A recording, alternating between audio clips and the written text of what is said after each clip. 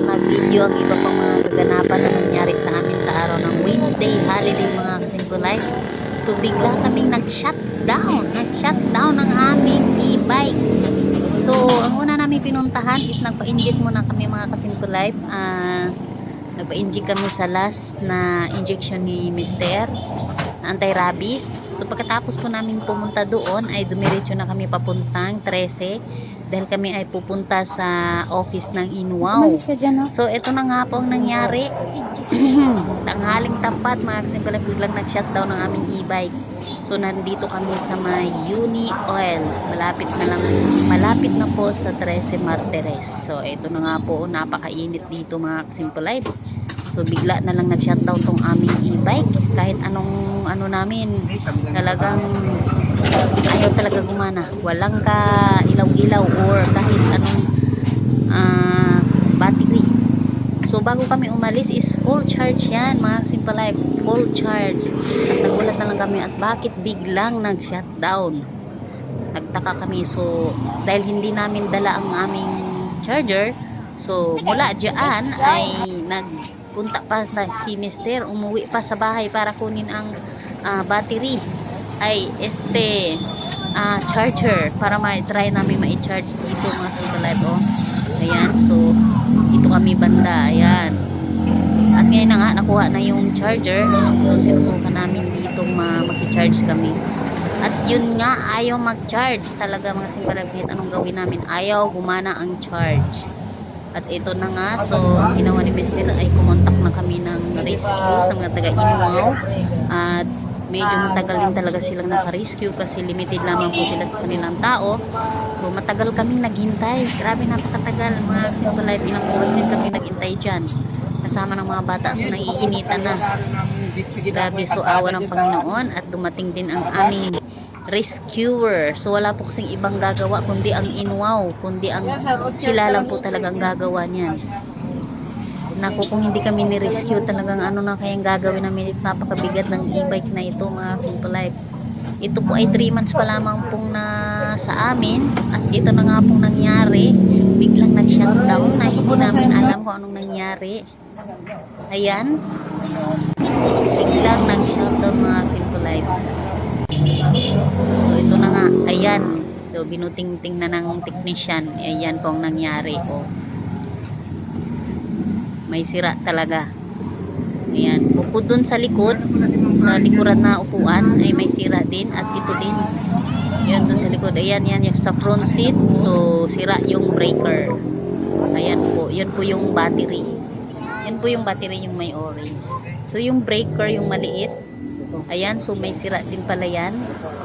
At doon ay yung inaayos niya, so kailangan palitan. Kailangan po talagang palitan ang breaker.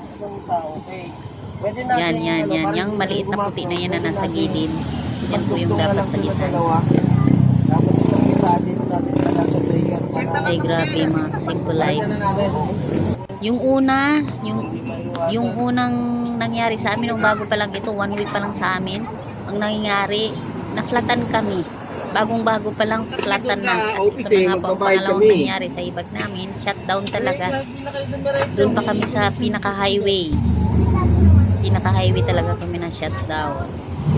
So, grabe, hindi kami makahinga ng maluwag dahil talagang namumblema kami kung paano na namin maiuwi or madadala o paano kami makarating sa aming pupuntahan na ganito ang nangyari mga Kasimple Life. Ayan po yung malapit na po ito sa 13. Ayan po ang aking dalawang kids kasama po. Kahit nagutom na rin niya, nagreklamo na may dala ba daw ako ng food kasi nga po mga mag quarter to 12 na po yan. Quarter to 12. So ayan po yung tinanggal, ayan po yung pinapalitan ng Kasimple Life. So ayan, so talagang magaling talaga ang kanilang technician. Bawal po ito ipagalaw sa iba. Sila lamang po ang gagawa. Sila po ang mag-aayos kung may mga sira. Buti na lang po ay may mga extra silang dala. Pagka ganito daw may mga i-rescue sila, ay dala na sila ng mga importante na mga dahil kakailanganin. Kasi kadalasan daw sa mga nire-rescue nila ay nawawala ng breaker, nawawala ng brake, yung mga gulong, ganyan. So, sila lang po talagang dapat mag-ayos niyan, mga kasimpalay. So, thank you. Thank you talaga. Hindi kami pinababayaan ng Panginoon. At thank you kay Kuya Inwao dahil siya po ay nagmamadali rin mapuntahan kami. Grabe init, grabing pawis na namin dyan. Ayan oh. Bawal pala sila sa lubak, mga kasimple life. Eh, sino bang hindi makalubak-lubak dyan sa paradahan? Eh, talaga namang malubak-lubak ang daanan. Kahit anong dahan-dahan mo. Talaga namang, ay, malubak. So, bawal po talaga sila sa lubak. Kaya bumigay ang aming e-bike, nag-shutdown. Sinubukan namin magtulak-tulak ni Mister. Grabe ng kabigat. Hindi kakayanin. At ito na ang aming kids. Ayan, so malapit na pong matapos. Ay, salamat mga kasimple life. Salamat din bigat. Nakahinga rin kami ng maluwag-luwag at natapos rin ginawa ni Kuya. So, ayan na nga. Natapos na po mga kasimple life. So, okay na.